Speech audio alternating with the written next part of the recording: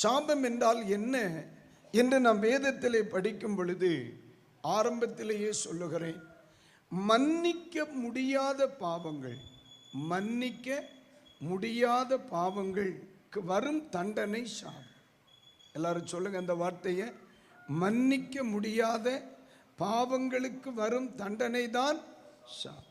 அல்லாத பட்சத்தில் பலர் நினைக்கிற மாதிரி, பாஸ்டர் என் பக்கத்து வீட்டுக்காரி அன்னைக்கே சொன்னான் நீ நாசமா போயிடுவான், அதுவா இருக்குமோ பாஸ்டர், அப்படிங்கிறதெல்லாம் வராது. பைபிள் சொல்லுது, காரணமில்லாமல் இடப்படுகின்ற சாபம் என்ன செய்வதில்லை, தங்குவது இல்லை அப்படின்னு தான் சொல்லு. ஆகவே தேவனுடைய பிள்ளைகளாகிய நமக்கு இன்று இரவில் கர்த்தர் தருகிற வார்த்தை, என்றைக்கு ஒரு மனுஷன் மன்னிக்கப்பட முடியாத பாவத்தை செய்து அதனுடைய தண்டனையை அனுபவிக்கிறானோ அதன் பெயர்தான் சாபம் என்று பரிசுத்த வேதாகமம் சொல்லுகிறார். ஏன் சபைகளில் பாவத்தை குறித்து பிரசங்கிக்க வேண்டும்? ஏன் சபையில் பரிசுத்த வேதாகமம் சாபத்தை குறித்து வெளிப்படையாக பேசுகிறது, பாவத்தை குறித்து வெளிப்படையாய் பேசுகிறது? சொற்ப நேரத்தில் பாவம் சிற்றின்பத்தை கொண்டு வந்தாலும் 1000 தலைமுறை மட்டும் பாவம் பாதிப்பை ஏற்படுத்தக்கூடிய ஒன்று என்பதை மறந்துவிடும். சொற்ப நேரம். ஆதாமும் ஏவாளும், நான் நினைக்கிறது என்ன பழம்னு தெரியல, சாப்பிட்ட விருட்சத்தின் கனி அப்படின்னு இருக்கு.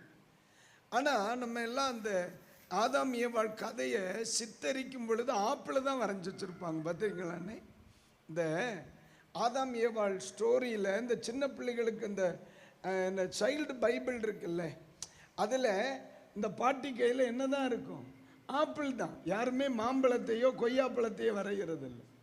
அப்போ நமக்கு பொதுவாகவே தோத்தர ஆப்பிளை பார்க்கும் பொழுது சாத்தான் ஃப்ரூட்டு மாதிரியே இருக்கு. ஆனால் உண்மையிலேயே அது ஆப்பிள்னு எனக்கு தெரியல, அது வேற ஏதோ ஒன்றுனே, அது வேற ஏதோ ஒன்று.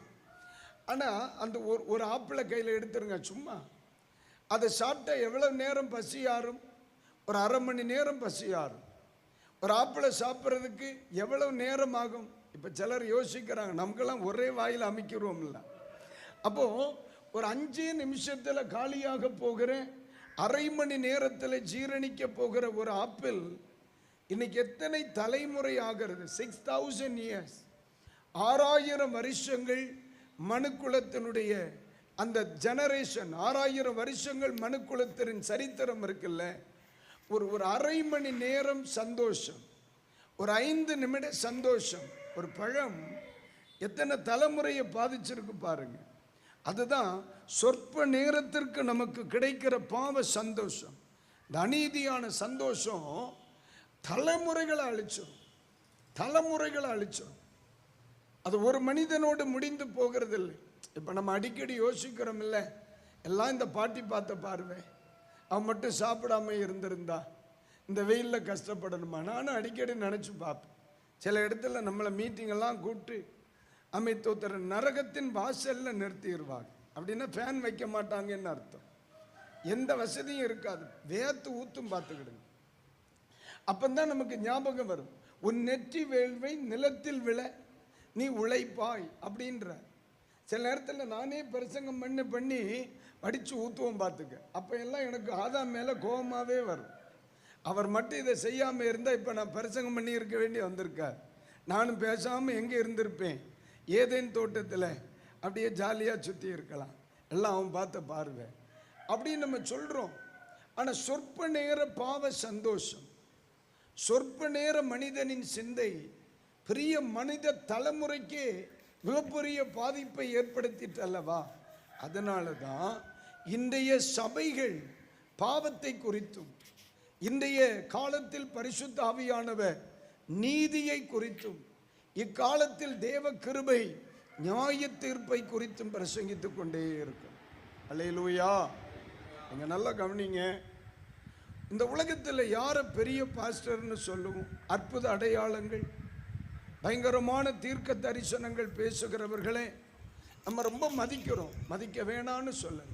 ஆனால் லாசரு உயிர்ப்பிக்கப்பட்டான், அவன் மறுபடியும் என்ன செய்தான்? மரித்தான்.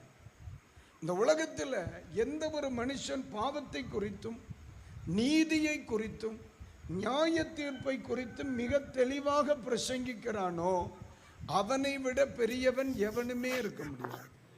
அல்லேலூயா. அதனால தான் எப்பவுமே சொல்லுவேன், நம்ம ஒரு சபையை தேர்வு செய்தால், நம்ம ஒரு தேவ மனிதனை தேர்வு செய்தால், நம்ம ஒரு ஊழியக்காரரை தேர்வு செய்தால், அந்த மனிதனிடத்திலே பாவத்தை குறித்த கண்டிப்பு இருக்கான்னு பார்க்கணும், நீதியை குறித்த வாஞ்சை இருக்கான்னு பார்க்கணும், நியாய தீர்ப்பை குறித்த படிப்பினை இருக்கான்னு பார்க்கணும். இந்த மூன்றும் இல்லாத ஒரு மனுஷனால் நம்மை நித்தியத்திற்கு நேராய் நடத்த முடியும், நம்மை பரலோகம் கூட்டி சேர்க்க முடியாது. என் ஆண்டவர்